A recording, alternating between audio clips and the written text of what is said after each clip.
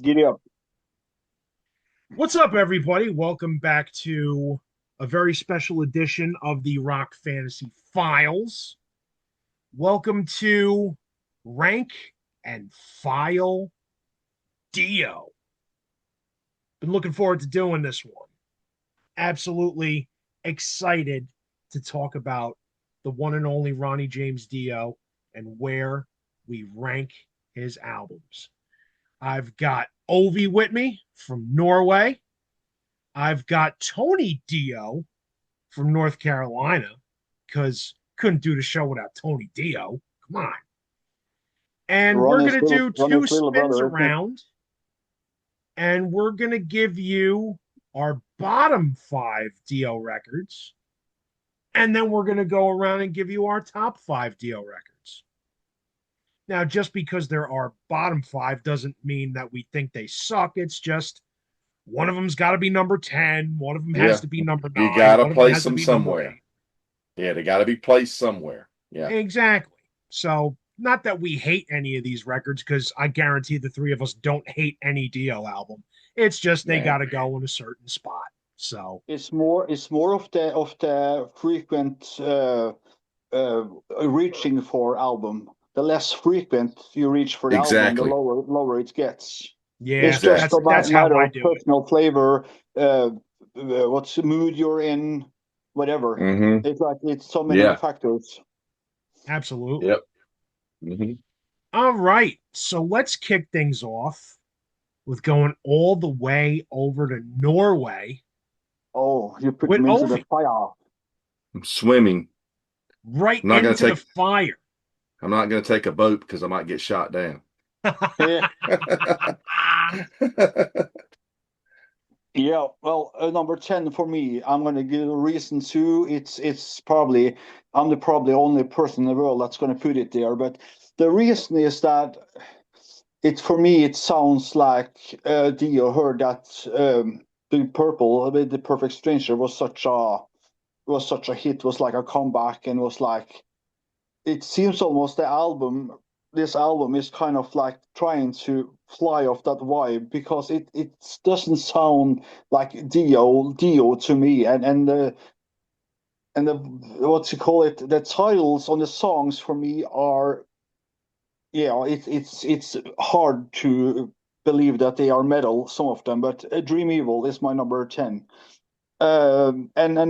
And the titles, I mean, they are, I don't know. It doesn't seem metal, but as the songs I like over love, I did like Dream Evil and Faces of the Window, because Faces of the Window is the song that for me is the most Dio-ish on that album. For me, it has the less of the Purple vibe to it. All My right. number 9 is going to be Masters of the Moon. I don't know. It's almost like you can sense that you are I don't know, feeling on something, because it's pretty, what you call it, an even album. It's not much up and downs. It's a pretty even album, which is strange because Dio usually has big ups and downs. But songs I like is The End of the World, The Man Who Would Be King, I assume is based on the movie. Uh, and I Am had a really cool guitar riff, I thought. Then we're gonna go for the album right before, I believe, is the same guitar player, Tony, on Dragon, Killing the Dragon. No, different No, guitarist. There was no. Craig Goldie's been on the two you've mentioned so far, and Killing the yeah, Dragon is actually Doug Aldrich, that's right. All the one right. and only studio album that he did. Yeah, I was about to say, because Killing of the Dragon is such a strange album in his catalog, because it doesn't sound like anything else. It just has the sound is so light, and it's kind of like it has a high pace, and the fuss and everything is so different on it. So for me, it's kind of, I don't know, it's not what I want to listen to most when I listen to Dio, because it doesn't have the Dio in it for some reason. But Scream is good, Rock and Roll is good, and the title track I thought was good.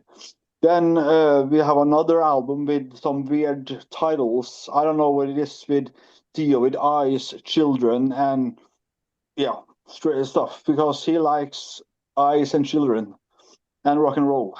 And But rainbows. yeah, and Ramos. So Born on the Sun. It's a really cool guitar riff. I believe the guitar player is plays on only this album. Which album are you talking about now? You talking about Lo, Lock lo, Up the Wolves? yeah, Yeah, Yes. that's Yeah, Rowan Robinson's. Rowan Robertson, and it's his Yeah, one and he's only. only on this one. Yeah, yeah. he was like 18 or 19 years old. I think it was like 17 because I remember Okay. reading that he had to get his parents' permission to go on tour. Right, right. You're so right. Yeah. Well, I thought he was like because I think this album is good because it has his like he's so unaffected yet. He's like he's learning as he's writing songs. He's kind of evolving, so he doesn't have too much influence like from other things. But because I really, but there are some weird titles, but I think the guitar playing is fantastic. Born Great. on the Sun, The Lock Up the Wolves, the title track, that's a masterpiece. That's a epic Dio. It got everything you need in a Dio song. And My Eyes, I thought was such a cool guitar riff too. It's like, yeah.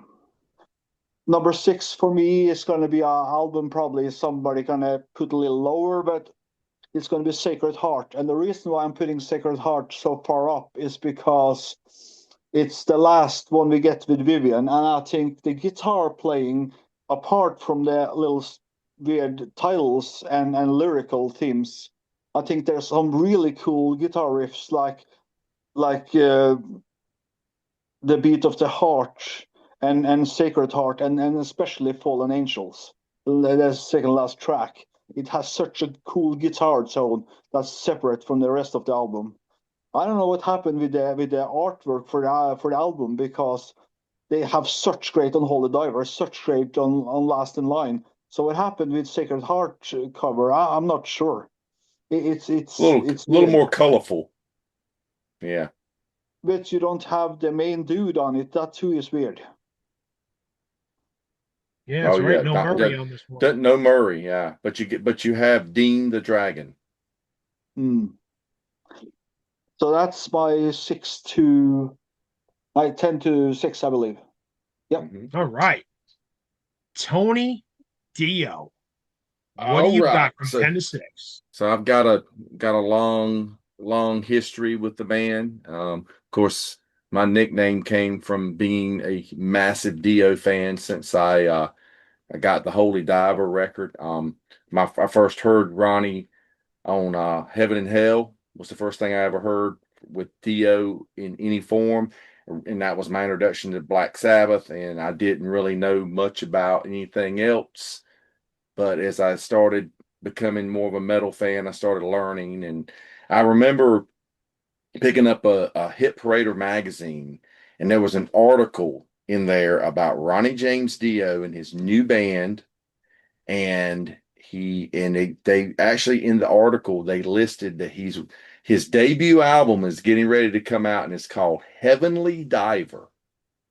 Oh, I don't know wow. if that's just maybe the journalist screwed up and wrote it down wrong, but that's what they listed it as. I wish I still had that magazine, You said that was Hit but Parader? it was a Hit Parader.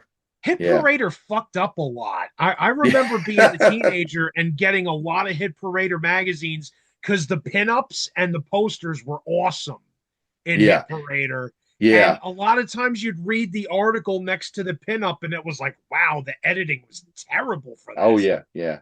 But like I said, so I remember we got MTV the summer of '83, and I watched it all summer, and that Rainbow in the Dark video was on in heavy rotation. I thought that Yeah. was the coolest thing in the world. He looked so cool on the roof of that house, a building that is. And I remember Sebastian Bach saying he had the coolest white boots, and I just wanted the cool boots like Ronnie James Dio with the fur around them, you know. Like, yeah, that was really cool. So I ended up I actually got that. I got Holy Diver for Christmas that year. That was one of the Wow. cassettes that I got. So I've been a massive fan ever since. And so I'm going to start out here. Like I said, I like all the records, but there's some I don't reach for very often. Mm-hmm. And one of the ones I don't reach for very often is Angry Machines. This is the last version that came out on vinyl. It's got the lenticular cover. So all these Lenticular. yeah, where it's kind of like a lenticular cover, but it's a cool cover. I have a T-shirt somewhere around here with that album because I saw the tour. It was my first Dio concert was a Dream Evil tour. I saw him Nice. in I guess that was 87, 88 with Sabotage, Hall of the Mountain King, and Megadeth. So far so good, so what era. And a Nice. great show. And so I didn't see Dio again until the Dream Evil tour. I mean, the Angry Machines tour. Angry Machines. So Nice. Wow. Dream Evil was my first. Angry Machines was the second time I finally saw Dio. So that was a good distance between those two, almost 10 years, maybe eight or nine. So Yeah. this record, I'm going to resort to my notes from the CD version here that is autographed by Tracy G. And Nice. we love Tracy G here on the Rock Fantasy yes. Files. I He thought will set a Institution. friend. This album is a very. I remember listening to Martin Popoff and some of his reviews of some of the later Dio records, and he says Dio goes into his plotty era, where a lot of the songs are plotty, and he nails it because it is. That's just a lot of slow plotting songs, and this album is very plotty. It's very dark. And it's not your typical Dio record with lyrics about fantasy and stuff like that. It's actually just more, true to the earth of what was happening in this time period in the '90s. It's very '90s sounding. Because this was 1996. But I Mm-hmm. like the opener, Institutional Man. It's pretty cool. Oh, by the way, the rest of this lineups, you got Dio with Tracy G, Vinny Appice on drums, and Jeff Pilson from Dokken was the bass player during this period. So Institutional Man kicks it off. I thought that was a cool opener. It's kind of slow, but it's cool. Don't Tell the Kids. I've always liked that one. That's a good upbeat track. Um, Hunter of the Heart, my favorite track on here. It's more in line with the classic Dio type songs. Thought it was a great song. Um, I thought Double Monday was really cool. I like Yeah. that one. And the last track on here, This Is Your Life. It's just an Mm-hmm. amazing vocal track, just vocal and piano. Kind of goes back to Ronnie's crooning days before he was a metal singer. He was, a crooner like Pat Boone and Dean Martin and people like that, and the more the '50s style guys. But he's such an amazing singer. And I know in that documentary when they interview uh, Wyn Davis, the engineer of that album, and he tells the story about Ronnie recording that, and it's just tear jerking hearing him because he talks about how emotional he was during the recording of it. But yeah, just amazing track. Yeah. So moving from there, we're going to go. Well, when we talked to Tracy G, he said that there's a lot of solos that he recorded that wasn't put on the album. Yeah. Yes, I think There's I think lots there of should be songs more. with no you guitars. were in a period where guitar solos just weren't popular in music anymore. A lot of the new metal bands were just dropping them all together. And so yeah, I can see that. But he's got some great guitar work on there, some great riffs on there from Tracy. Yeah. While we're in that period, like I said, that was my second time seeing Dio was that Angry Machines tour. And then I saw him the next year. He did the live album, was Live Inferno. This is a autograph set list that I have from that tour. And this Nice. autograph from Tracy and Ronnie. Ronnie wrote to Dio from Dio, to Dio from Dio, to Dio over and over, This was this was 1998 when I saw him. And I work concerts working as a runner, and I run errands for bands and stuff like that. I've done it for years. I don't that's not my full-time job now, but I did it during the early 2000s. That's what I did.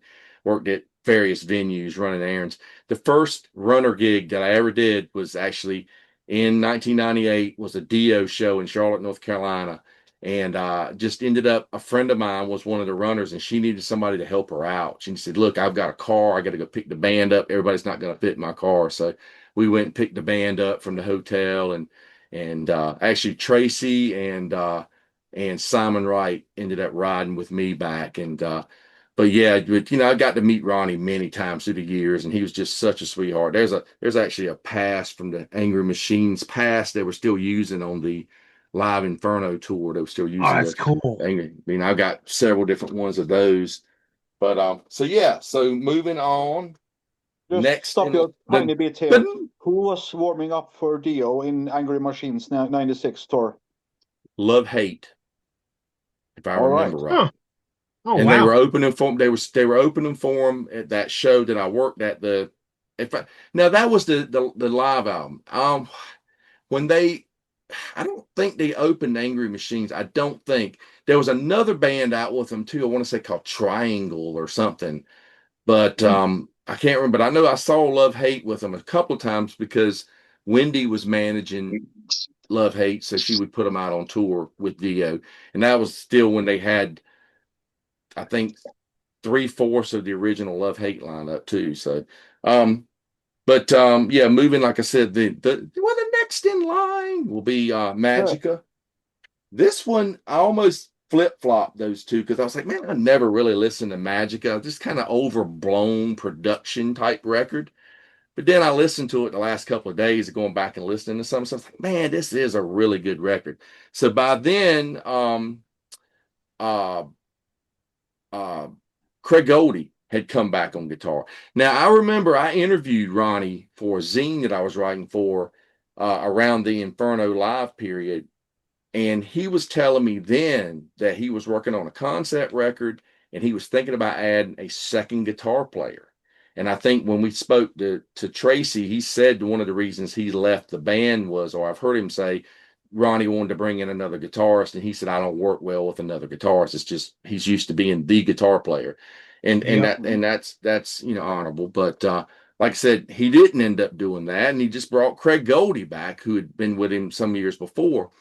But the Magic of story is a good versus evil. It's type Mm-hmm. story. It's what you expect from Ronnie James Dio, and some good stuff on there. Some good guitar work from Craig Goldie on this. Um, but I mean, Lord of the Last is a great track. Fever Dreams. That's one of my favorite tracks. I mean, it actually sounds like something that would have been on Dream Evil in a way. Yeah. You mentioned Ovi about Perfect Strangers and how Ronnie on Dream Evil kind of had that deep, like he was kind of going for a deep purple sound. I've always Mm-hmm. said that Craig Goldie, and I discovered this listening to Dream Evil when it was new. Craig Goldie Mm-hmm. always kind of had a Richie Blackmore style about his playing, very very Blackmore influence. So there you go. That's where you get that sound in because like Fever Dreams to me has got a Blackmore type influence to it. But but yeah, Turn to Stone, I really thought that was great. Chalice, that's one of my favorite tracks on here. It's just a great track. Um, Good riff in that one. And the losing my insanity. That's another great one on here. I thought was really cool. Um, but they did this nice reissue double album a few years ago, so I was glad to get it on vinyl. And it came with a 7-inch single for the track Electra, which Yep. Oh was yeah. meant for, there was another track that was from this session. It's called Annika. I don't know why they Yeah. didn't put that on the B side to Electra, because that's it should have happened. They just put Electra twice, but I guess people goof sometimes with that stuff. So I guess that's what happened. But Oh, those two songs are so good though. They are so good, yeah, those two songs. really good songs. Yeah, but And this that is a good second record. This song, this this is a good record. and the second song, I believe you said was included in the best of Volume 2. Yeah, yeah. The very beast of Dio Volume 2. Well, I was referring to this. I'll show you this. I was going to show it later, but this is a bootleg album that I picked up a few years ago, and I just love the cover art. You guys, it's like a stained glass window here with Oh, that's Murray in it, cool. and it's called Rarities and Bonus Material, and it has Electra, which it says taken from the very Beast of Dio, Volume 2. Has Prisoners of Paradise, which is a bonus song from Master of the Moon. Annika was a bonus song from Magica. It's got Time to Burn, which was the track that was the studio track that was on the live EP that came out, Intermission. Yes. God Hates Heavy Metal is a bonus track from Angry Machines. Yep. And it has Hide in the Rainbow, which was a song from the Iron Eagle movie soundtrack. And This Bud's for You, the best version I've ever heard of this. I don't know if you guys ever heard it. Ronnie did a Budweiser commercial back around 1983, and it sounds like Rainbow in the Dark, but he's singing This Bud's for You. And it's, Anheuser-Busch, St. Louis, Missouri, just great. And they put the 3 studio tracks that were included on the Dio years, the Black Sabbath Dio years compilation. They had 3 new studio tracks. They put those on here, which is great because that's never come out on vinyl. So that was cool to get, So moving on. Yeah, I saw it and I was like, I got to have that. That's great. Okay, so moving on. Next, number 8 for me is going to be Strange Highways. This one took me a little while to get into when I first got it. This was the only I remember you couldn't find it. It's like Dio's got a new record out and you couldn't find it. You had to order it on import when it first got. I think it came out in Europe before that, almost a year before it came out here. But this was what was this, 1994? And but this album it grew by 93 the years. And I tell you, I really became a bigger fan of the Dehumanizer Sabbath record over the last decade or so. This album falls right in line with that. It's so dark. You had this is the first record that Tracy G was the guitar player on. You had Jeff Pilson on bass and Vinny Appice on drums. Vinny returning to the band he had left for the record before. But yeah, I mean, it's got so many Dehumanizer like tracks. It's just really, really heavy, kind of dry guitar. Just great, real riff heavy stuff. A little bit of the plotty stuff coming into play here, but it's just so heavy. But yeah, Jesus, Mary, and the Holy Ghost. They were still playing that one on the tour on the Angry Machines tour. Great opening track. I thought that Firehead was a really good riffy track. Strange Highways sounds a lot like something you'd hear on Dehumanizer. But Hollywood and Black's really cool. But you got, like I said, Pain. Was it One Foot in the Grave? It just sounds like something that would be on Dehumanizer. It just all kind of comes into play like that, and it's some really good tracks on this one, I think. And like I said, Tracy's got some really tasty solos and stuff on this record. He really does. There's a live concert that came out during this period. It's a DVD and a live album from this period that's really good. And really good. I think it's filmed at Hammersmith, I believe. And but yeah, like I said, that's Strange Highways. That's my next one. Was this Apollo Theater? Yeah, Hammersmith Apollo. Yeah, Hammersmith Apollo. Yep. So next up, number 7 up here on the list, I'm going to go Killing the Dragon. There's another lenticular cover version of that. So at this period, you had Doug Aldrich on guitar. Simon Wright was on drums during this period. This was what year was this? This was 2002. Yeah. So you had Doug Aldrich on guitar on this one, and Jimmy Bain is back in the band. He's back on bass on this one, and of course Scott Warren on keyboards. I saw them several times on this tour, this period. I actually did a tour with Deep Purple and the Scorpions that summer. Dio was at the opening for that, and I think it was Deep Purple headline and Scorpions in the middle. But yeah, Killing the Dragon during that period as well was the Dio Motorhead Iron Maiden. Maybe so, yeah. Can't really remember. I know it seems like I know I saw him once on this during this period at the 930 Club in DC, and Doug was on guitar.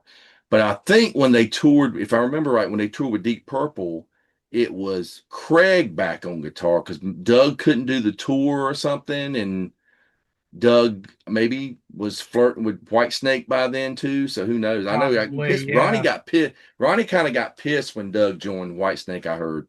Yeah, he But did. anyhow, Killing the Dragon, solid opening track. Just love the guitar solo on the Along Comes a Spider. That's a really good one. Just excellent riff on Scream. Love that one. It's better in the dark. It's got that classic Dio sound. Another thing about this album, Doug plays a lot like Vivian, so it has that classic Yes. Dio vibe over this whole record. Rock and Roll, I thought was a that's a very plotty song, and a song called Rock and Roll you think would be more upbeat. No, I always just never really cared much for that song because it's you think you're gonna get a rocker, and it's more of a just a slow type number or whatever. But Push, they had a video for that. Great Hmm. riff on it. That sounds like the classic poppy Dio stuff. Like you hear some of the stuff on Sacred Heart or something like Mystery, kind of like a type of song like Yeah. Mystery or something. Just a catchy kind of poppy song. But Yup. yeah, it's a great riffy song, Before They Fall. That was a pretty cool track on here. Cold Feet, the closing track on here, that one kind of has some elf vibe about it. It kind of has that I don't know, it just kind of sounds kind of 70s kind of or something. Just not Yeah. really honky, not the honky tonk elf, but they had some stuff that was more leaning towards the Deep Purple type stuff, and that's what it kind of reminds me of. But yeah, cool record from these guys for that one. Just Killing the Dragon. And so next up, we're gonna go Lock Up the Wolves. This is that record here. This is actually a original 1990 pressing of that. I've got the repress Nice. of it as well. That's rare. That's This one's rare. this one's yeah, this one's pretty beat up too. It's crazy. Um, but yeah, it kicked. I mean, so this one you had a whole new band. I remember Ronnie comes out and he introduces this whole new band. He's got Rowan Robinson, this young kid on guitar that he's discovered. He's got Simon Wright on drums. First record Simon played, Simon from AC/DC. The Hmm. best bass player was named Teddy Cook. I don't know where he came from. There, he was kind of an unknown, but he had Jens Johansson on keyboards from Yngwie Malmsteen's band in Silver Mountain. And I was just like, wow, this is going to be a killer band, So the record comes out. First thing I heard was the video, Headbangers Ball for Wild One with the skateboarders and stuff. Hmm. And pretty cool video. Great song, good opening track, just fast paced. Um, the second track, Born on the Sun, it's got a great kind of groovy riff about it. Um, Hmm. Rowan wrote a lot of groovy riffs, and I'm not talking about like Pantera power groove. I'm just saying it's got a groove to it, almost a little bit of an R&B thing style groove to his riffs, but they're metal, they're still metallic sounding. Hey Very, Angel, very, very bluesy. yeah. Hey Angel was a really good track. There's actually a 7-inch single for that. Oh shit, that's cool. And so yeah, Night Music I thought was a cool track. Lock Up the Wolves, the title track, just epic track there. Um the Evil on Queen Street, I thought that was a cool kind of slower number. Walk Yeah. on Water is a solid track. Um I mean, Twisted's cool. I mean, it's got another groovy riff, excellent solo in that. Um, there is a track on the CD that is not on the album called Why Oh, Are They Watching Me? And I think that's one of the best oh, tracks on here. Why it got left off the album version, I don't know why that's the song they picked to pull off, but it's a great track.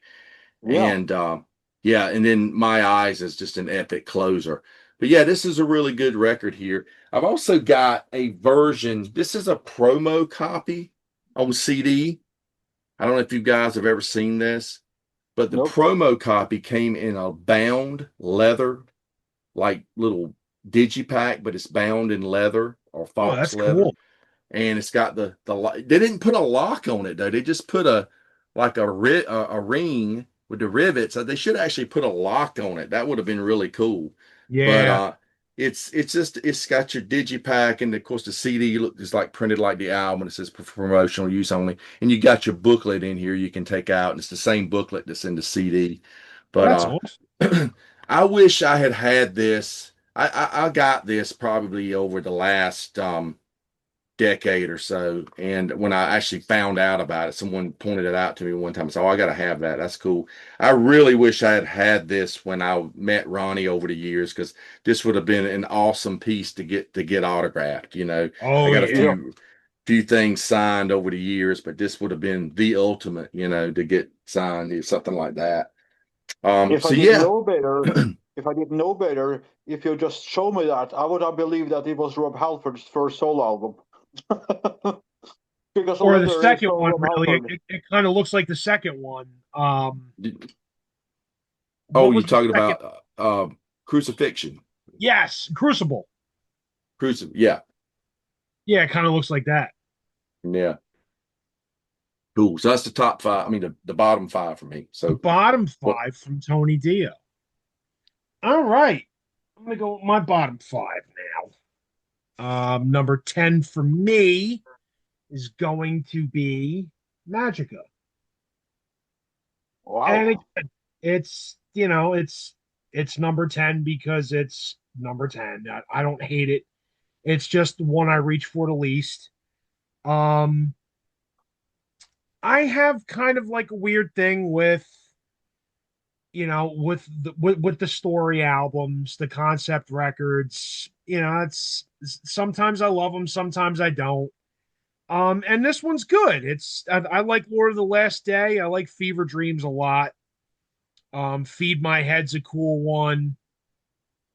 Chalice, like Tony Dio mentioned, great song. It's just I reach for this one the least out of all 10 of the albums. But with this coming up, I listened to it a couple more times and went, "Oh shit, man, this is a good album. Maybe I should give it a little more spins in my CD player."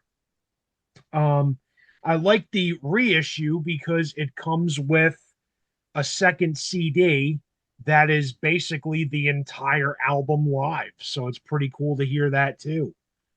Um, and I also like these like the digibook kind of thing going on. I dig that. I thought that these came out really well. These all came out during like the height of lockdown and COVID.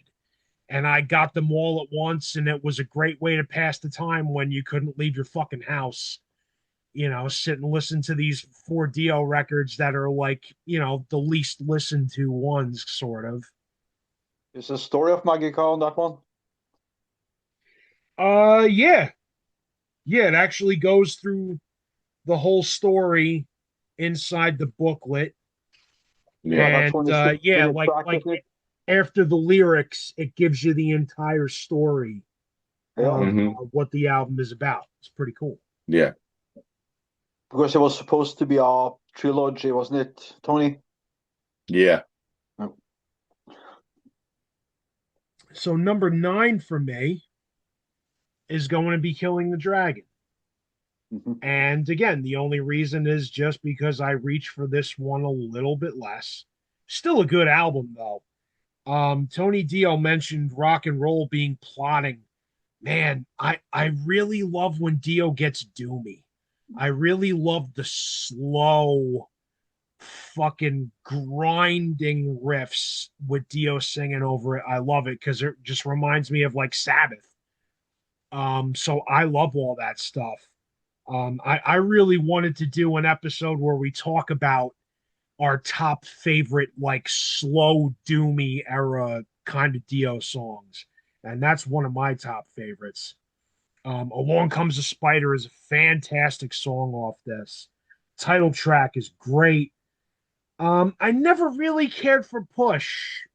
Video was kind of cool because it's got the guys from Tenacious D in it. It's funny, That's right. Yeah. but I never really cared for the song that much. It's poppy. Yeah, it's poppy. I thought Throwaway Children was kind of meh. it's all right. I understand it's a good message in that song. I mean, it's about runaways and homeless Sure. children, but it is, yeah, yeah. It's It's a not as good. little. It's not as good as We Are Stars. No, it's not. No, it's not. And honestly, kind of like the kids singing in the background sort of annoy the shit out of me. Um, but Cold Feet, yeah, great track. Definitely has that. You were saying it was like sort of a elfy, and I definitely get that. Great vibes in that track. Good album with Doug Aldrich, fantastic guitar player. Yeah, Well, Dio did never have any of his own children, did yeah. He had a he? son. He had one son. He had one Okay, son. Yeah. Hmm. Yeah, that's okay. right. Hmm. That was from a marriage, an earlier marriage before Wendy, actually. Prior to Oh yeah. Wendy, Yeah, yeah. yeah. There's some pictures. Well, he spoke at Ronnie's wedding. I mean, Ronnie's wedding, Ronnie's funeral. He spoke at Ronnie's funeral, actually, and that was the first I had ever heard of him. And but then there's some pictures of Ronnie's wedding from back when he and Wendy got married when he was in Rainbow, and there's a little boy like a ring bearer in the photos, and that's his son. Hmm. Ah, Yeah, okay. because There there's you go. pictures with Richie Blackmore and Cozy, and everybody's all in tux, at the wedding and stuff. So Yeah. yeah, Oh, wow. So we're at what, 10-9? Here's eight for me is going to be Angry Machines. Just listen to this one like literally an hour before taping this while I was at work. Great album. I would like I agree with Tracy G where it's like the lack of guitar solos kind of, you know, it just sort of takes you back to that era where it's like all guitar solos aren't cool anymore, but even though they still were if you loved heavy metal. Um yeah, man, Double Monday is probably my favorite track on this. I like Big Sister.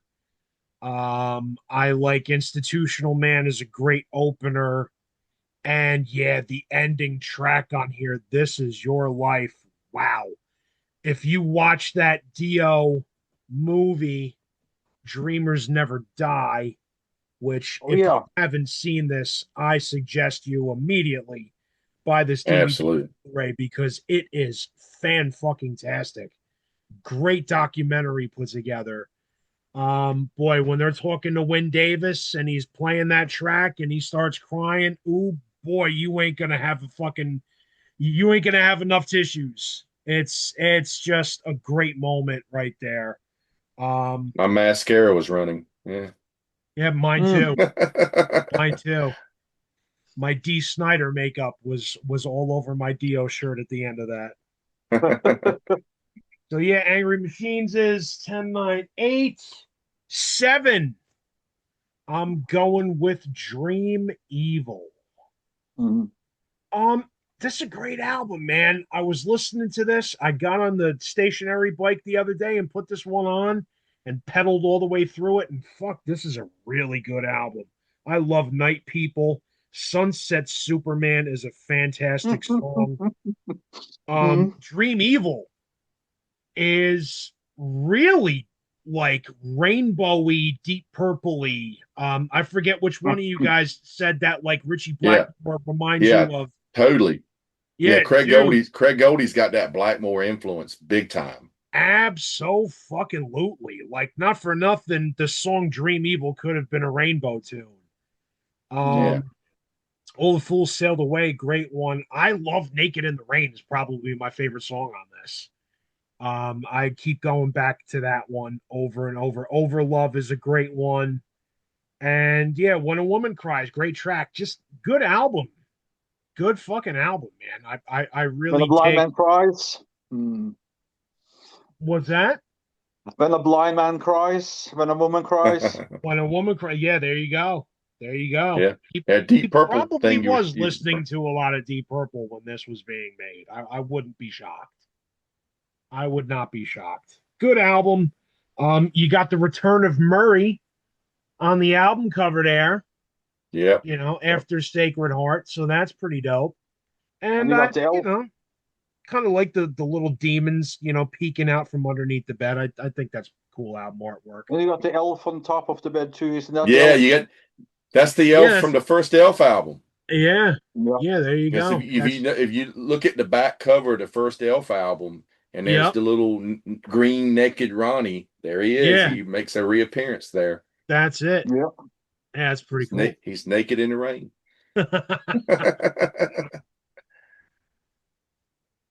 My number 6 is going to be Sacred Heart. I do like this album a lot. It's Hey, same as me. it's a little synthy for me. It kind Very of much. is like when I listen to this one, I feel like this album is very quote unquote of the time. Like it's kind of stuck in that mid 80s thing where it's like, wow, synthesizer, holy shit. And I don't mind it all the time, but it's just there's times where I'm like, I don't feel like listening to Sacred Heart today, but it's still a good record, man. Fuck, The King of Rock and Roll is a fantastic song. I Hmm. love the song Sacred Heart. Another Lie Yeah. is a killer one. Rock and Roll Children, I could do without. Hungry for Heaven, I could do without too. Hungry for Heaven for me is one of those songs where it's almost like kind of like the song Mystery, where it's like there's too much synth going on Yeah. and it almost kind of takes you out of it a little bit. Um, like The Beat of a Heart's a great one, and Shoot Shoot, I actually kind of like that one, even though that one's kind of synthy. I like that song quite a bit. But Was yeah, this the this is reason Vivian did drop out? Was this the reason why Vivian dropped out after this because of too much synth? Or why No, did Vivian leave? Vivian left the band because he was not getting paid properly in his eyes. right. Oh, Because the Ronnie had promised the band after the first two albums are done, when we get to the third album, we'll take this as a band unity project. Everybody will be paid a certain amount. It'll be a band, a group effort. But when it came to that, his pay rate didn't go up, things didn't change, and he went to Wendy about it, and he went home on holiday and was got a call that said we're replacing you. Yeah. And I got a feeling it was all her. Vivian even said in the interview once that as much hatred was spat back and forth between the two camps there for a little while. He said, I just felt like if I could just run into Ronnie somewhere one day, we could have gone to the bar, sat down, talked it out, worked things that would have been fine. And I think Vivian really wished he had patched things up with Ronnie before he died because he gave him a career, he made a name, he made Vivian mhm. Campbell a guitar hero. Yeah. It's a shame. It's a shame that business gets involved like that sometimes. Management. It doesn't matter that she had ties to Ronnie anyway.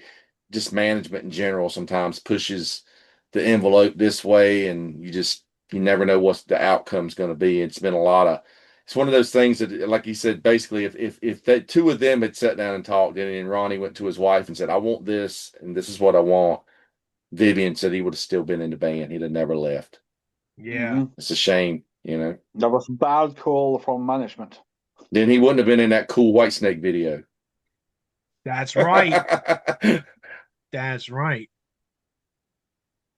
All right. So that's my number 6. So we're going to go around and give you our top 5. And we're going to start with Ovi. Yeah.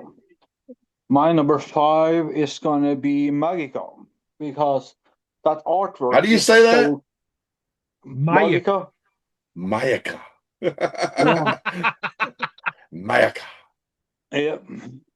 I believe you say Magica, but the artwork is so good. I mean, it's It such a is. cool front cover. I mean, Mm-hmm. it's so cool.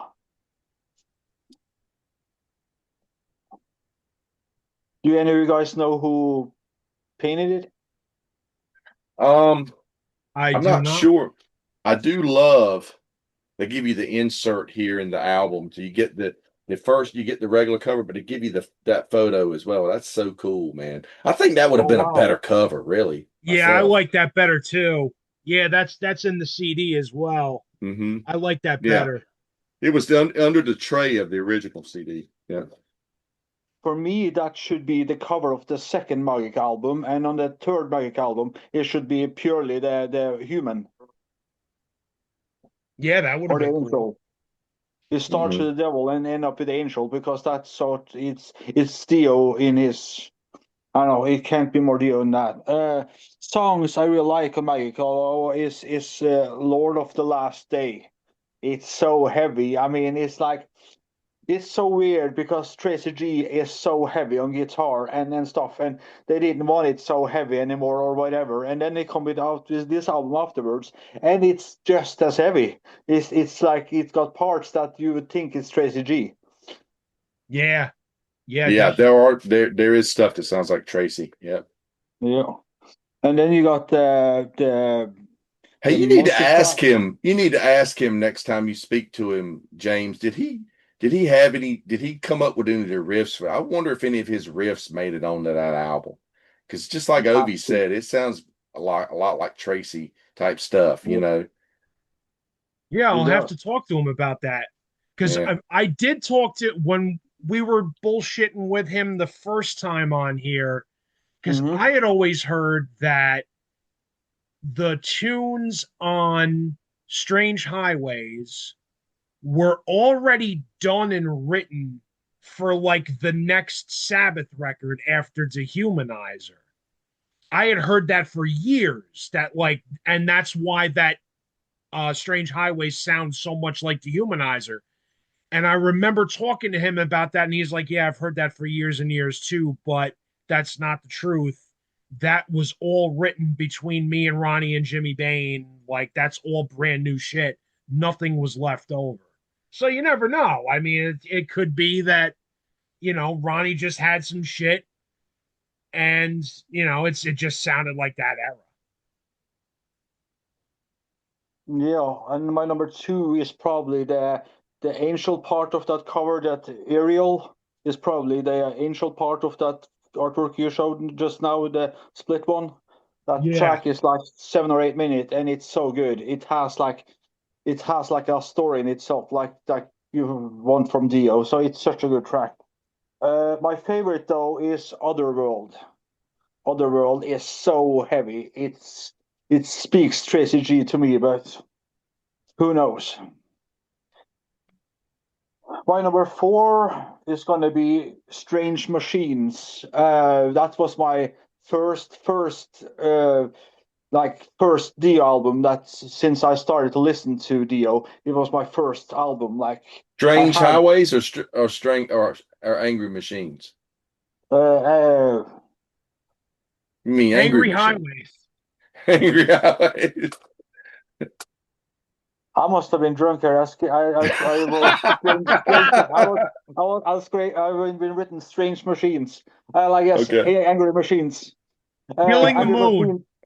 You're Yeah, killing Angry the Machines mood. is kind of like, I guess you can say it's kind of the sounds of the time around it because it lacks the solos, but it also has that kind of industrial feel to it, like Ministry, Exactly.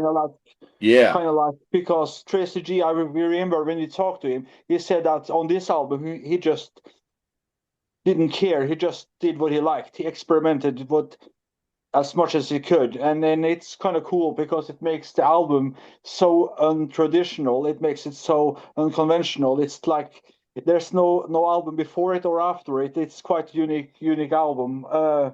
Songs I like is Black and Dying in America. I thought was so cool. But my favorite one is Stay Out of My Mind. That one is heavy. Yeah. That one is so good. Yeah, it's a My number, brutal album. yeah. My number three is going to be the Holy Diver. Holy Diver. It was. I remember I got that album and I studied that artwork because it's so cool.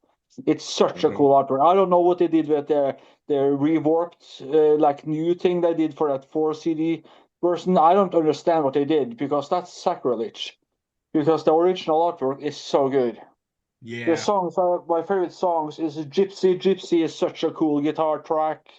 Caught in the Middle. That's like Vivian does such a cool guitar thing on Caught in the Middle. My That favorite one is riff, that riff was a that riff came from a Sweet Savage song that Oh he wow. when he was in the new wave of British metal band Sweet Savage. Yeah. Yeah. because it's yeah it's because I want to it's say the song is called Straight Through the Heart, I believe, but it's the Caught in the Middle. I have the That's demos here. funny. Yeah, I think it was Straight Through yeah, it's called Straight Through the Heart, but the song sounds like Caught in the Middle. Ladies and Yeah. gentlemen, that was Tony Dio's penis on the camera. Waka waka. it was a it's such a good Jigga, track. jigga, I jigga, love that. I know what you're saying there. jigga, That whole little jigga. jigga, jigga, jigga. Yeah, I love that, man. It's great. Yeah. So my favorite song on the whole album though is Shame on the Night. Shame on the Night is so cool. It's Good such song. a I feel like an underrated track. It's like it deserves more attention because it's the guitar solos, the and the vocal performance by Ronnie itself on that song is so good. He sings so well on that song. Very bluesy. Yeah, that's what really Dio sings blues best. I think of Yeah. all genres. It's just because it's that power. My number two is going to be first in last in line. It's but that album is my favorite artwork. I think artwork is so great on Last in Line, and it's like my coolest Yes. Dio kind of like yeah, like the golden kind of Egypt gold kind of Dio Hmm. logo on it. It's so much thing. I wish I could get like a really big picture of that album because there's so much things going on the ground. Yeah. It's Yeah. Yeah, and there's a you lot can't going really on in that artwork. It's almost like an Iron Maiden album. you Hmm. can't really see everything and then you half see something and you want to just zoom in, but you need like the do you know if there's an original painting of that they take picture Oh, of? I'm sure. Yeah, I'm I'm sure. sure. Yeah, there's has I'm to be. sure. I think it was sold at that auction, possibly the Dio auction. Oh yeah, Oh probably. wow. You need a name and an address. You're going on a steal. Um My favorite songs though on this album is "One Night in the City." Oh You yeah, know, yeah, because it's such a good guitar track and it's such groove to it. It comes back to what you're talking about, the groove that Vivian had. It's like you just want to push the gas pedal to the ground and just whoosh. Evil Eyes too. I like the keyboard. I like what is it, Claude? That's on keyboard, the one that Claude does that. Schnell. Yeah. Lord Yeah. Schnell, that's What? right. Why did he disappear? Because I think he did a great job in Dio. Maybe he wasn't making enough money because I think he became an instructor at GIT or MIT. Oh, all right. Yeah, so he probably made more money teaching than he did touring with a rock band. Yeah. And Evil Eyes. I mean, Evil Eyes is such a good guitar track. But my favorite, of course, is going to be probably whichever one is, and it's Egypt's "The Chains Are On." That's my, that's like the ultimate 80s track for me. It's so good. Good It's song. like they start with like the Egypt, kind of like the flute, and it's just it sets the story and the wind is coming in and it's just you're like in the desert and it's hell is about to come on earth. It's so good. Well, my number one is going to be for our guy Tracy G. Is going to be Strange Highways. It's the first Dio I've ever heard. It's what made me fall in love with Dio. That's such a cool artwork too. Good artwork. uh Good yeah, artwork. Yeah. Yeah, and the title track, Strange Highways, is so good. It's like it's so powerful and mean and yeah, and Pain. This is the Tracy G song that he presented to Dio, I think. But Evolution, it's probably the humanizer in a different word because Evolution is Sabbath to the core. Oh But yeah. it's such a good track. He sings that song so well. It's yeah. Evolution Yeah. is, and it's such a cool name too. Evolution. Yeah, that's Absolutely. what they opened with on that set list I showed. They opened that tour with that show with Evolution. Yeah, that's a good opener right there. So that's my 5-2-1, 1-5. All right. Great picks. Great picks, Obi. Thank you, thank Ronnie you. Dio, what's Okay, your so five next to up for me, four? top five here. 2004, I'm going to Master of the Moon. This was a Oh, sleeper wow. for me. This was a sleeper record for me. I was actually working at Sanctuary Records and they released it. They were like, "Hey man, we're going to do a Dio record." I was like, "Oh, cool, yeah, you know." And I remember the demos CD that was floating around. I was like, it's okay, it's pretty cool, but you know, it is what it is. And I never really got into it back then. And when I during like James said during COVID, all this stuff got reissued and I got these Hmm. records. Man, I listened to this a lot and I just got so hooked on it. I said, so Craig Goldie's back. You got Craig Goldie back on guitar on this one. Um, and I think it's Vinny Appice is on drum. No, it's Simon Simon Wright Wright, on drums, Jeff Simon Wright, Pilson, Craig or Scott Warren keyboards, and you got Jeff Pilson back on bass on this one. And uh, I know he probably helped a little bit with some of the melodies and stuff. I'm sure he's good with that. and the But production too. yeah, he's good with that stuff too. You're right. Um, he actually produced the Last in Line band CDs, Yes. Vivian and Vinny's band. Yep. Um, so it opens One More from the Road. I think that's just an excellent opener, fast-paced song. I think Master of the Moon is a great track, great solo on that from Craig. Um, you got The End of the World. That track to me, it's got this AC/DC guitar tone about it. It almost like Back in Black in a way. It's got that tone of the guitars on Back in Black. And I Hmm. love the way Ronnie phrases that song vocally. It kind of reminds me of Joe Walsh, Life's Been Good So Far. I mean, next time you hear it, you'll hear that now that I've Hmm. said that. Okay. Shivers. Shivers is a great track on here. The man that would be king, who would be Hmm. king is great. Loved living the lie. Um, Once again on I Am, you got that Blackmore style that Goldie pulls out on that one. Death by Love's got a great riff in it, and In Dreams is a great closer here. Yeah, Master of the Boon. Like I said, it was a sleeper for me, but I've Hmm. listened to it a lot since I've got this and it's just moved up the line. And so it's actually number five in my top Dio records I would now. say interesting that it's so we are so different. I really like our mix-up. The only one we Hmm. had together is Everybody's me going and to be James different, like Sacred Heart number 6. That's the only thing that has been the same so far.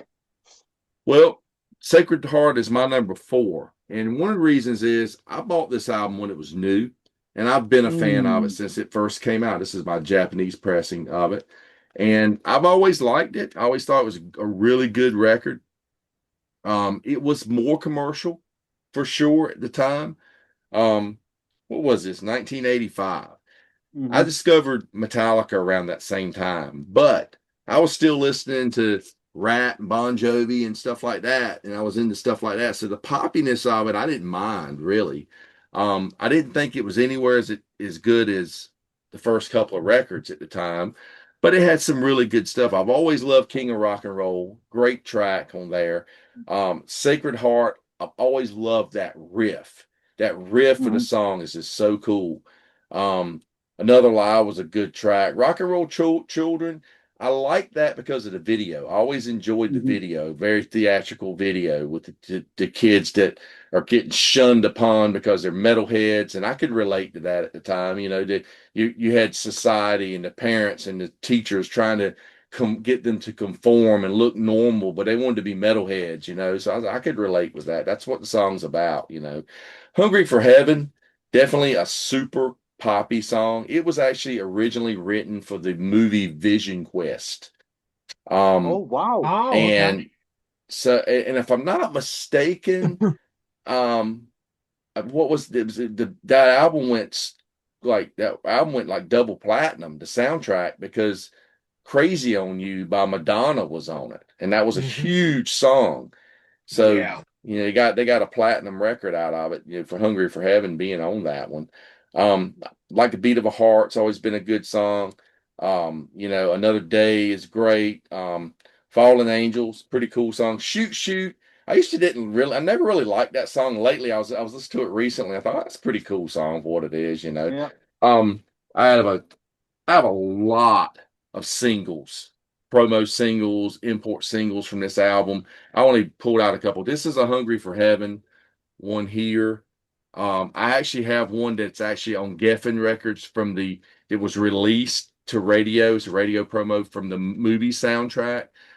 This has Mm. from a beat of a heart live on it, and King of Rock and Roll.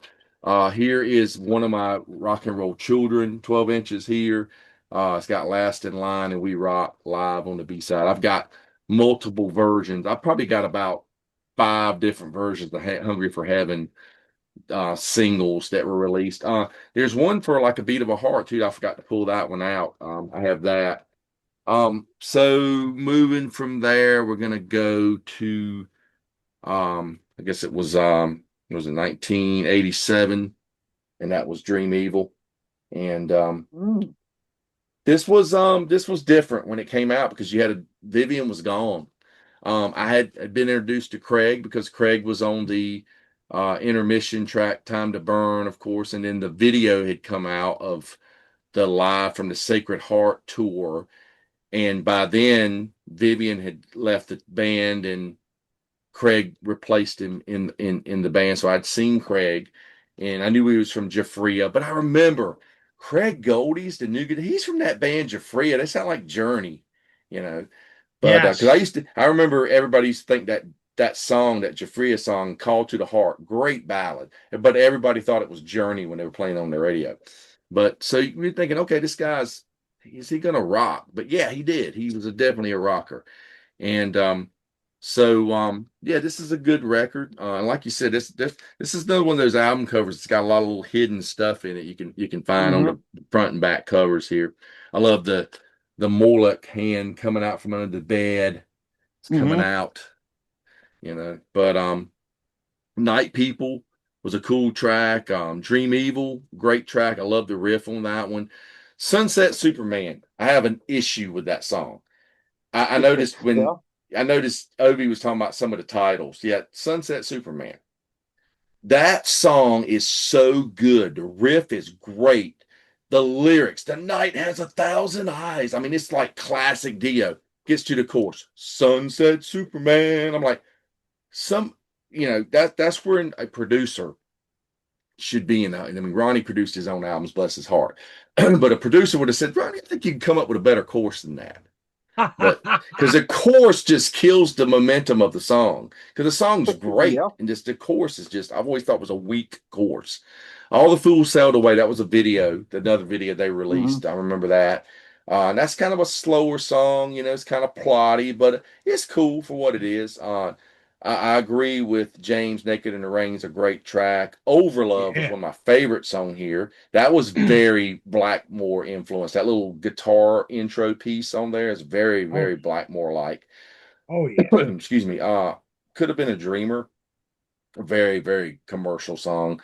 It's okay for what it is. Faces in the Window. That's a Dio track for sure. That's a Yeah. great one. And When a Woman Cries. Very, very, very dark track here. Excuse me. I have I Could Have Been a Dreamer promo single here to show for that. And that Okay. has Night People and Sunset Superman on it. And there is one for I Could Have Been Dreamer. I think I've got that too. I think it's just a white label promo for that. So Dream Evil was the first tour that I saw Dio on.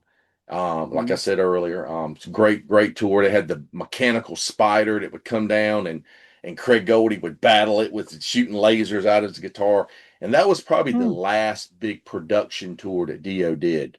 I mean, it was massive stage show because he goes, well, I did.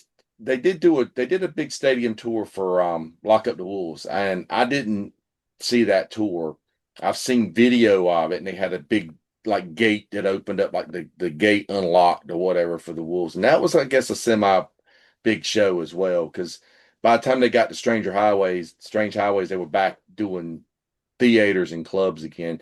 I didn't mention the Strange. I was supposed to see them on the Strange Highway tour, and me and Mhm. a friend were getting ready to leave and drive to Virginia Beach to see them at a club in Virginia Beach, and we got word that the show was canceled.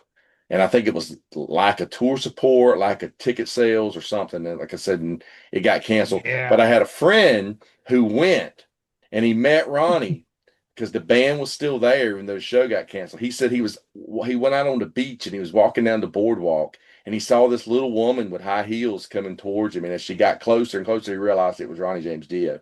Oh She just shit. Mm. he stopped and talked to him. Said it was great. He said he had the high heel boots on, they used to wear and stuff. Probably the white boots with the fur on them, probably more than likely. Probably. So So no, Dream Evil is the last time Murray makes an appearance on our album cover. Yeah, and that's right. what? Yeah, he did.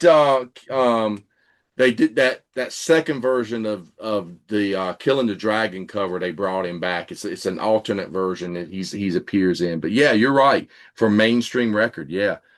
Yeah. Excuse me. Yeah, that's it.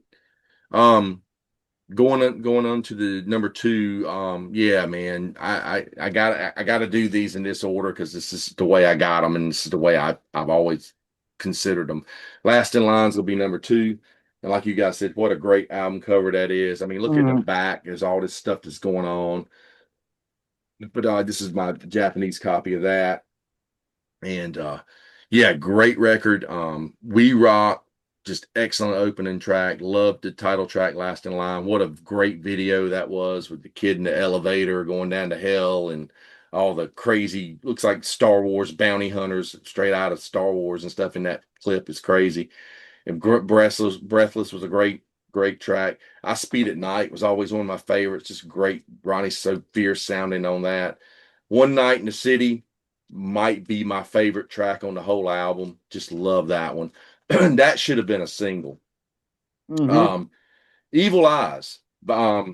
Evil Eyes was actually recorded for Holy Diver. There's an original Mhm. version of that, and Mhm. but yeah, great track. Mystery, always could take it or leave it. It was a poppy track. It is what it is. Eat Your Heart Out's great. Egypt, just top notch track. Egypt, but yeah, um, it's just such a good record. Ronnie's vocals changed a lot through the years. Towards the end, he's starting to croon a little more towards the end. Those early records, Holy Diver, Last in Line, he sounds so fierce on those records. He's just like he's just got something to prove, and he just had a more of a just he was just more menacing sounding the way he sang on a lot of that stuff. Couple things from there I was going to show. I got there is a Last in Line radio promo, US radio Oh, promo single for like nice. the song. There is a We Rock European single, We Rock, with Holy Diver and Rainbow in the Dark live. Is it just a little And different shade on the album cover? Is it a little brighter? they if you notice it, it's cut out around Murray, so it's black. All the top Oh, part is that's why it black. looks like it's Yeah. brighter. Okay. Yeah. So it's versus, the clouding up here. It's black all Oh, up here. Yeah. They changed it a little bit. yeah. Um, there's a radio promo for Mystery. That's a US radio promo. And Was it Dio himself that designed that logo? I don't know who did this. You remember the thing about you turn it upside down, it spelled devil? You guys remember Hmm. that? Oh yeah, I've Yeah. heard that a billion times, and There's you kind there of see it in there too. there's your European single from Mystery, and it has Eat Your Heart Out Such a and cool Don't Talk to artwork. Strangers live, recorded live at the Coliseum in Spokane, Washington. That's the cool thing about these European singles. They always had good live, tracks. A lot of Spokane, I've times they been do to from many, the many US. times. I've seen Black Um, Label Society in Spokane. Yeah. so of course, number one is going to be Holy Diver. There's my Japanese copy of that. What a great album cover there as Mm. well. Um, Yeah, Brilliant record, 10 out of 10. Not a bad track on it. I mean, I don't even have to talk about all the songs. Everybody knows them. I mean, Don't Talk to Strangers is Vivian Campbell's his I think that's his best recorded guitar solo on anything he's ever done is Don't Talk to Strangers solo. Just amazing track. Yeah, I mean, Caught in the Middle should have been a single as well. I think that would Hmm. have been a good one for him. But yeah, everything about this record is great. Can't say enough about it. And there is a US, no, this is a UK Holy Diver 12-inch single for the song. It's got Evil Eyes, the version that was recorded for Holy Diver, different version than what's on Last in Line. Same song, just that's different verse. Got cool. Don't Talk to Strangers is on this one, the studio track. Here is a Rainbow in the Dark promo that has it's like a little mini album. It's got Straight Through the Heart, Stand Up and Shout, Holy Diver, Evil Eyes is on this. So I got another one of these in a frame that's autographed by Ronnie, Vivian, and Vinny. Wow. And so yeah, so that's gonna be my top five there, guys. All right. Good shit, Tony Dio. My number five is going to match up with your number five. I'm going with Master of the Moon as my number five. Mm. I really love this album. I obviously this is the reissued one that came out during the COVID lockdown era, but I remember buying this day of when it came out and being blown away by it, man. I just and I didn't even know it was out. I think I was in like FYE or Best Buy or something flipping through CDs and went, "Oh shit, there's a brand new Dio album. Look at that cover. That's got to be killer." And I just grabbed it based on the album cover. And brought it home and loved every second of it, and I still do.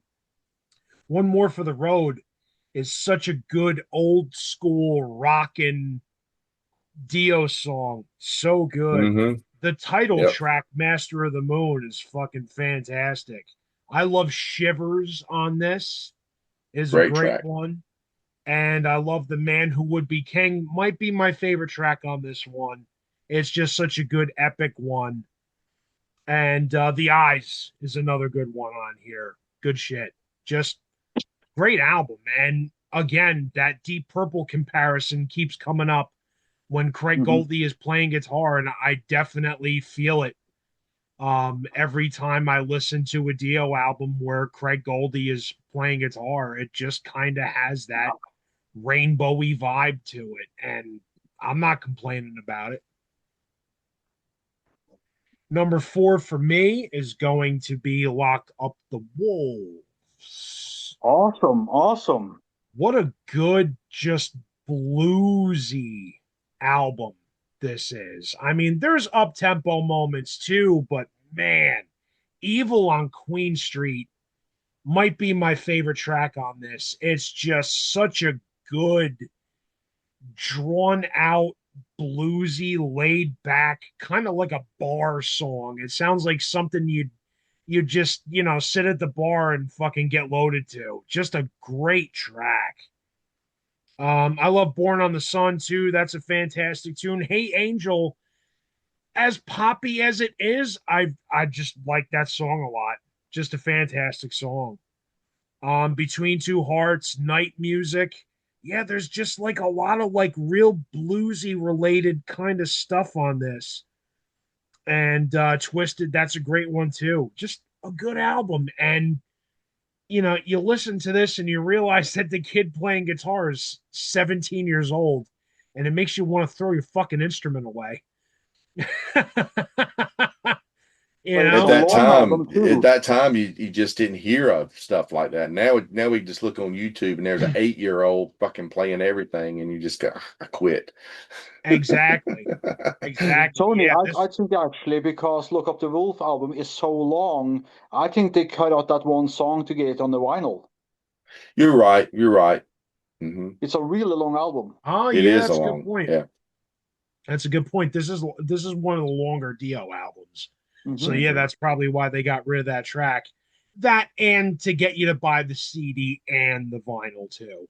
You Hmm. know, there's Yeah, around that always time that. when even with cassettes back then, they were like the cassette would have an extra track. They were trying to get you to buy the cassette, or buy Yes. both. Yeah, They wanted you to buy the cassette and the CD, which of course yeah. we all did. Number three for me is going to be The Last in Line. I mean, Tony Dio already lavished so much praise on this that I really don't need to. I Speed at Night. What a goddamn vicious song. Holy shit.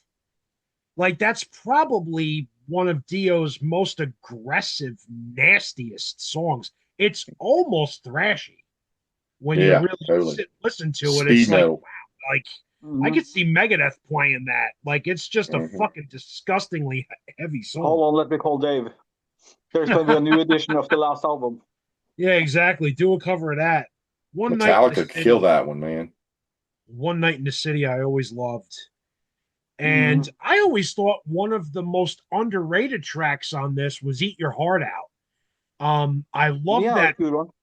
I love that break in the middle where Vivian drops out and it's Mhm. just Dio and Jimmy Bain and Vinny Appice. Eat your heart out. You've been a Do, do, do, bad, do, do. bad girl. And it's just that bass line fucking killing it. Jimmy Bain is an underrated bass player. I'll drink. Absolutely, Hmm. man. I'll drink to Just that, and so would he. absolutely. Just what a great tone he had and just cut through everything so good that he played on, not only with Dio, but with Rainbow too, because he was on Rising and he was on Rainbow on stage. He cut through the guitar and the drums so good. And just what a great fucking bass player, man. Just underrated dude. Never gets talked about enough, in my Yeah, opinion. and good And yeah, songwriter. He was great with melody. yes, Yeah. Yeah. yes, absolutely. If it wasn't for him, there wouldn't have been the Rainbow. fucking keyboard lick in Rainbow in the Dark, That's right. which, holy shit, that's my number one, is Holy Diver.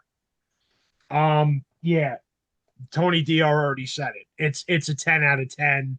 There's not a bad song. There's not a dull moment.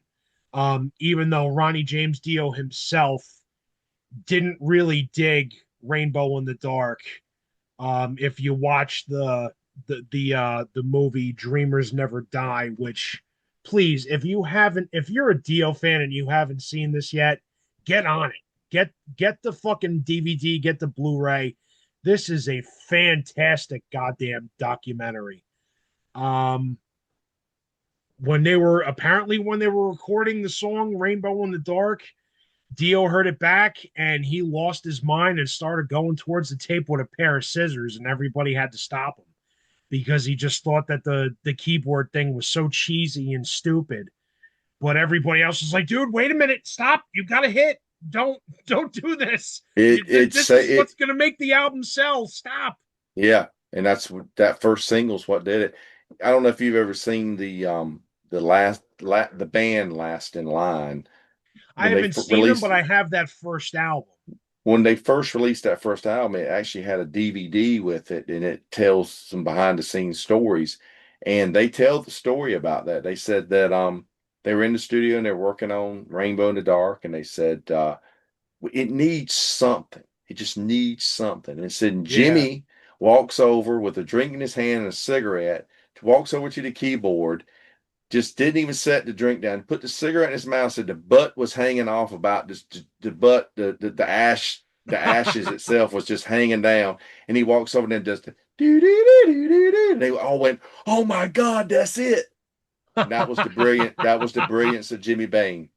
Yeah, yeah. There But you go. but but Claude is in the pictures in the album, right? He doesn't play the keyboard on the No, album, he's but not. he's on the The tour. keyboards on the album were done by Ronnie and Jimmy Yeah, on but on that album. tour, Claude On Yeah. plays tour, I think he went on tour with them. Yeah. because there's a I don't even picture of remember. this I don't even picture of remember him. seeing. I don't even remember seeing Claude in pictures until Last in Line. But I think he may have went out with them on the Holy Diver tour as well. Yeah, probably. Hmm. So yeah, just Scott Warren has been with Dio for years. I think he kind of came in maybe on he was actually out with them during the Heaven and Hell band shows and stuff too. So yeah, right. he's Yeah. been tied with Dio for a while. Yeah. There's just nothing bad about this album. Don't Talk to Strangers is so good. Straight Through the Heart has always been a big favorite of mine. I always liked Invisible, and I was It's a good listening to story. that recently and thinking about like everything that's going on socially and stuff with like, LGBTQ and trans and all that stuff. Wow, does it make a lot of sense now when you listen to that Yeah, song, man? He was and just he 18 and in between a lady and a man. His daddy's world and 1983. mama's world. And that's 1983. Yeah. So there you go, man. Dio was ahead of the fucking curve. Hmm. Great album. So, Fantastic. I so remember I first got this. I remember going to Caldors as I think I was like 12 years old and saw this in the cheap tape section. It was like 3.99. And I remembered Rainbow in the Dark from being a kid, seeing it on MTV, but I knew nothing else about Dio. And I remember looking at the cover and going, all right, this has to be cool. Like, there's no way hmm that this isn't cool. So I grabbed that tape just on a whim because I knew Rainbow in the Dark, and was I ever blown away when I brought it home. And it's still to this day my top favorite Dio album. Is there's nothing bad about Holy Diver. I just want to put in on my song, my favorite song, "Shame on the Night," because we were talking about Jimmy Bain. I think one of my favorite parts of "Shame on the Night" is in the middle when it's like the bass just goes there and the guitar just comes in with solos and he just sings. Yes. I talked with Tony on this before, like with the Tin Lizzy's, uh, what's the name of the song? That's contract on Thunder and Lightning. Which one? The calm track on Thunder and Lightning. Oh, what the sun goes down. Yes, that too has that Yes. 80s bass and just the guitars jumping around it and just singing. Hmm. I love that 80s thing, and that's why Shame of the Night was my favorite of that album of Holy Diver. I just love the werewolf howls at the beginning. That's awesome. Mm-hmm. You ever notice when it fades out, you hear something backwards? Yes. Yeah. Yeah, he said something. I forgot what he said it was. Somebody will probably come up in the comments and say he said something like something about the diver or save the diver or something like that, and The it was run pond. Dun, backwards or dun, something. Yeah. Yeah, at the very end. dun, Something the dun. engineer flipped around or something in the studio, just kind of toying with some stuff. Yeah. Yeah, I that's just true. realized I skipped over my number two. Oh yeah, fuck. Yeah, that's true. I Never skipped skip a over my number number two. two. So my number three was Last in Line. My number Yes. one is Holy Diver. My Right. number two is Strange Oh Highways. yeah. Shout out to Tracy G. We love him here on We the need you Rock back here, Fantasy man. Files. He's such a good dude. He's such a good hang. He's fucking so cool to talk to. Yeah, this is such a Doom album. I love this one so much. This is Steel another guitar one player. where I can't pick a track that is like oh, I would skip over this. Not Nope. one. Nope. It's a 10 out of 10 album. It really is a 10. For me, it's a 10 out of 10. And that's why I put it at number 2 above Last in Line, because Last in Line has Mystery on it, and I feel like Mystery's kind of like a mad track. I really don't like that one very much. That was another one Ronnie didn't like, and I don't think he wanted it released as a single, and the label wanted him to, you I know. could see that because of all the fucking synthesizer on it. Hmm. But yeah, there's just nothing bad on Strange Highways. Strange Hollywood. Highways is Dehumanizer Part 2. I mean, everybody said it for years, but Yeah. we obviously had it debunked by Tracy G. It's There's just just nothing bad on here, man. Hollywood Black is such a good song. The song Strange Highways makes me want to beat the shit out of somebody. It's just such a damn. good heavy track. Obi, It's remind me not to be around James when that song plays. Yeah. exact pain. Give her the gun. Give her the gun is such a good song. And Yeah. lyrically, like so Yep. cool, man. Like coming from Mm-hmm. the point of view of a female being abused by her significant other. And it's just Mm-hmm. such a good revenge song. Yeah. Here's to you, man. A good drinking song right there. I love that one. Bring Down the Rain. There's just nothing bad on this, man. It's so doomy and dark and heavy. I really love this record very much. It can battle with Holy Diver, but Holy Diver's gonna win. But I really believe that this is the second best Dio record in his Is catalog. there any singles from that album, Tony? From Strange from Highways? I don't recall. If there may have been some radio promos that were printed up for it because they were Okay. still on a Okay. major label at that time. I'm sure they did something. Yeah, Just I here. can't think of anything that would have been a big hit. Maybe the song Strange Highways. There wasn't even a promo video made for that album. If I don't remember, I don't remember one. Probably I not. thought I I thought Like a maybe really she said like like an Jane was MTV video. I really Huh? don't remember a lot of promo for this period. I No. remember like maybe getting an issue of Metal Maniacs magazine and there being like a quarter page ad for it. And that was Hmm. about it. Like this That really didn't get promoted big time. yeah, I remember some ads or something for it, and then I guess it was just hard to find at first. Yeah, I may have seen it advertised in Kerrang magazine the first time, and I think it was that so it came out in Europe first. makes Because sense. I was still the buying only song Kerrangs I can around that time. see the only song I can see as a potential single is just really Jesus, Mary, and the Holy Ghost. That's the easiest track on the album. That's as Yeah. far as, but I don't see any singles either. I was just wondering if you had some weird promos or something. I Yeah, if don't. anybody had anything, it would be Tony Dio. Hmm. Tony, I've run across nothing from that period. do you have the Australian version of the Last in Line single? No. Mm-mm. Because that got One Night in the City as a B track. Ooh. Live? Mm. It doesn't say. It just says Australia. Probably just a studio track. Yeah. Yep. Yeah. Well, this was And there's fucking fun, guys. I Yes, it appreciated was. sitting and talking Dio with you guys. I guess we'll figure out the next rank and file, who we're gonna go for next. But hey, if you're watching, why don't you leave a comment right there, down, below me, and tell me how you rank the Dio records from 10 to 1, because I Dio love reading the stories, comments. live experiences, anything Dio related, just type it in the comment section or we will find you. Absolutely. Leave comments, like, and subscribe. Thank you for watching. Ovi, Tony Dio, thank you guys for hanging out tonight. This was very cool. We will Thanks for see you having us. soon. I think the next episode's going to be something to do with 1975, something like that.